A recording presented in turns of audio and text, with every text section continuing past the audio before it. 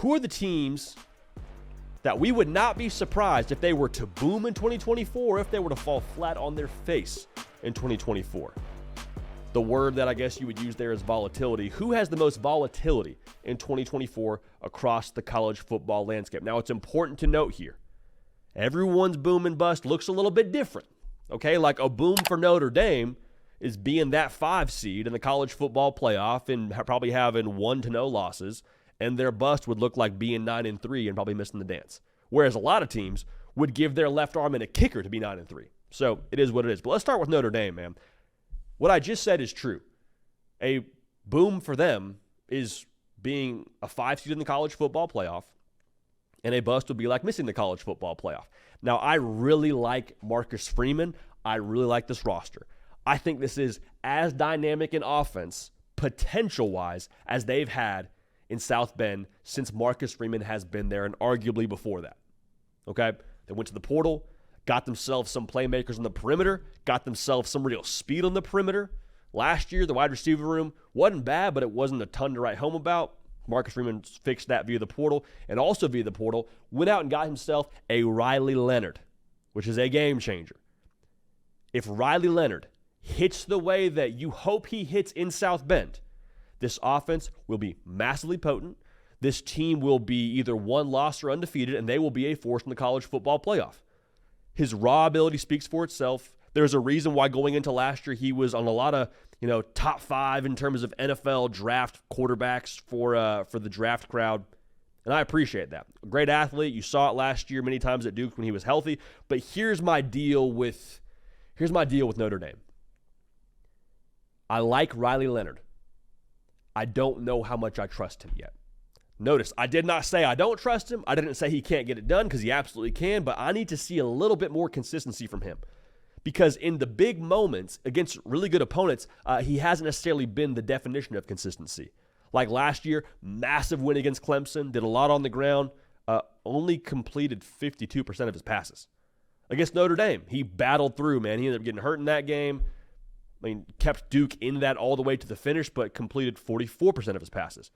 Going back to 2022, completed 52% of his passes against Miami. So, I'm walking this through, and I'm like, I love Riley Leonard from a skill set perspective and from what he can do for you, but I need to see a higher degree of execution for Notre Dame to ultimately end up booming and be a college football playoff team. Now, I think the defense also will help him out quite a bit. Notre Dame, I wouldn't be shocked if they made the college football playoff. I think actually right now there is minus odds for them to make the college football playoff. But with that being said, I need to see a little bit more juice from them. Otherwise, they're going to get someone snuck up on them, like a USC, like a Florida State, this, that, and the other. Now, Oklahoma, I think, is a boom or bust team. Right now, the over-under win total for them is 7.5, which when you're looking at it on FanDuel, or whether you're looking at whatever, service you like to use to bet on your favorite team's over-under, just doesn't really look right. A lot of cognitive dissonance is, I think, what they call it in the psychological world. Doesn't really make sense when you look at it. Your brain's not used to seeing it.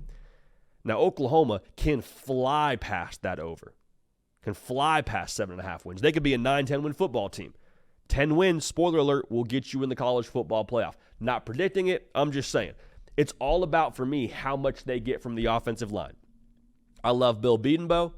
I need to see that offensive line with more or less 5 new characters on it, how they mesh, and how they protect their young quarterback. So it starts up front, but then it goes to your quarterback. Now, your quarterback is a 5-star plus kind of player in Jackson Arnold, who got himself a little bit of time at the end of last season. I don't put a ton of stock into that bowl game. It is what it is. Who is trying to figure out being a quarterback against a really good Arizona defense. You mark it up to being the bowl game. But if you're able to protect him, whenever that light bulb comes on for him, Oklahoma's going to be a force. Now, you hope it's sooner rather than later, but let's say that light bulb comes on against Tennessee when they come to Norman early on in the season, and they end up cranking, and Jackson Arnold from that point forward has the confidence to boost him. They got a lot of playmakers on that team. They got a lot of weapons for him to throw the football to. And so if the offensive line can protect him, which is the sentiment we've got at really for the better part of this entire offseason, that's going to make Oklahoma a stumbling block for a lot of teams in the SEC. So boom for them, I think, looks somewhere in the range of 9 wins. And if they bust, it's somewhere around 6 wins, I think. It's the SEC. It's difficult, but that's kind of the fact of the matter when you break in a new offensive line and a new starting quarterback. LSU, man, the questions for them are very, very black and white when it comes to their success in 2024. How much does the offense regress because you lose 3 first-round picks, one of them being the best player in college football last year in Jane Daniels? And how much does the defense improve? Because the defense, the good news for the folks in Baton Rouge, cannot get too much worse. Now, we're going to talk a little bit more about this a little bit later in the show. We sat down with Garrett Nussmeier. Love that dude, man. I came away from SEC Media Days a massive Garrett Nussmeier fan. Now, the unfortunate possibility for LSU fans is, let's just say maybe it takes a second for him being the guy in Baton Rouge. Now, I probably would predict against that, but let's just say it's a scenario that is in the bag of possibilities. And then the defense stays bad. That is the doomsday scenario.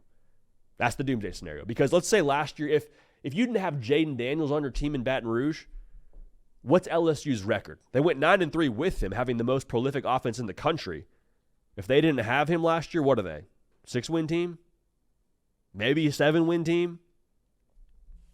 You catch my drift. Now, I lean boom on LSU for a couple of reasons. I already said I love Garrett Nussmeier. I think this offense will keep the same flavor of being wide open, push the ball downfield, and none of us today are sitting here questioning if Garrett Nussmeier has the ability to push the football deep. That was the question we asked last year with Jane Daniels at this time.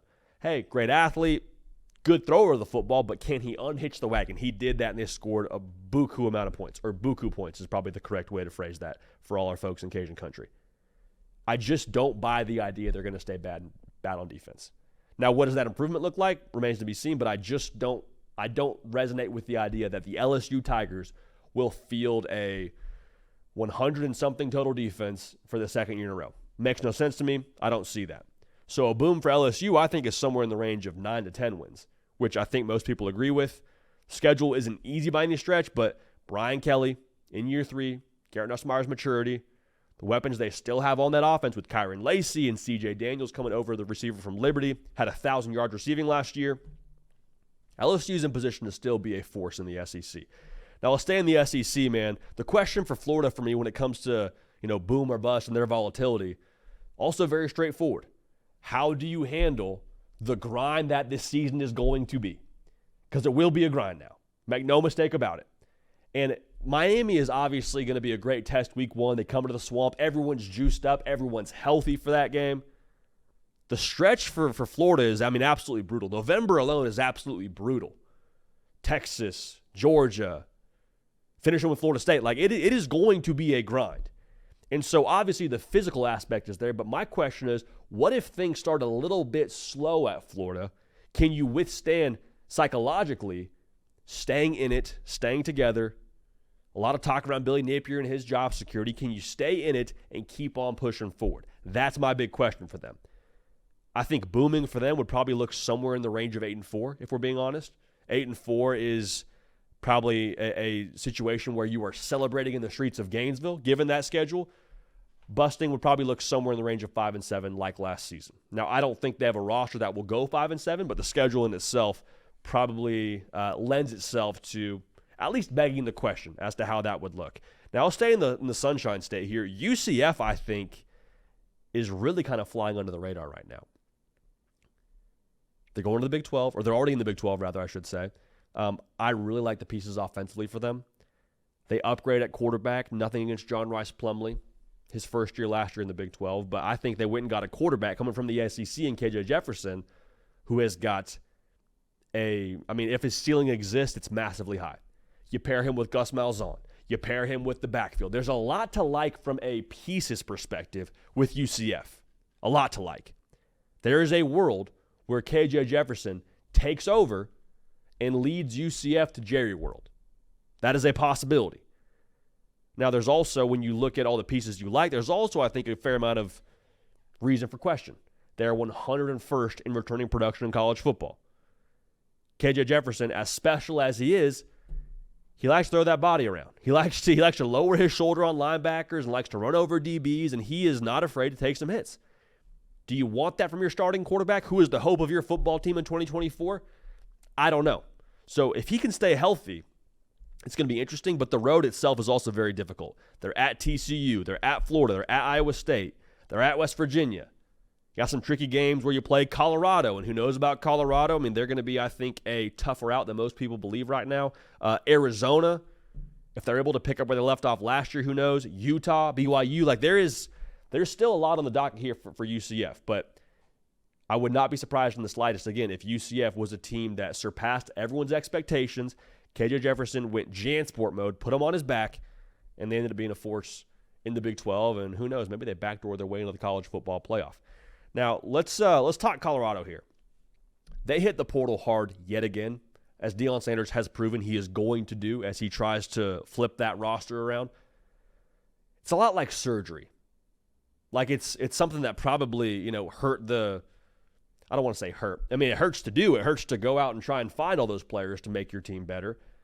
But my big question, much like surgery, is like, okay, how does it heal? We did the operation if we're Dr. Prime, all right? We went in, we tried to find better players. We gutted the roster, to keep with this metaphor. How does it heal? Are we able to actually have something sustainable that we can put some weight on throughout the course of a season? This team has some teeth. Now, here's the big question now, and I think this is most important to address with Colorado. What is the boom for you if you're Colorado? And that's all based on expectations. And expectations in life, just period, equates to happiness. Like if you are hoping for Colorado to make a bowl game, I think you are setting yourself up to probably be happy at the end of the season.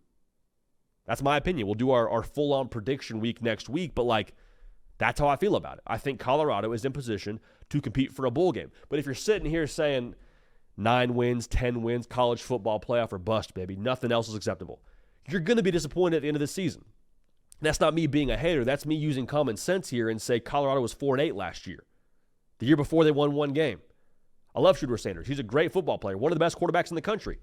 Travis Hunter, may pound for pound, you can have an argument he's the best player in the country with what he does playing both sides of the football.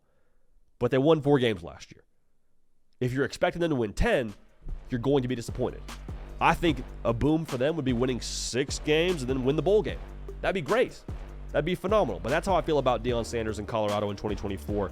How does that portal surgery go over for them in year 2 in Boulder?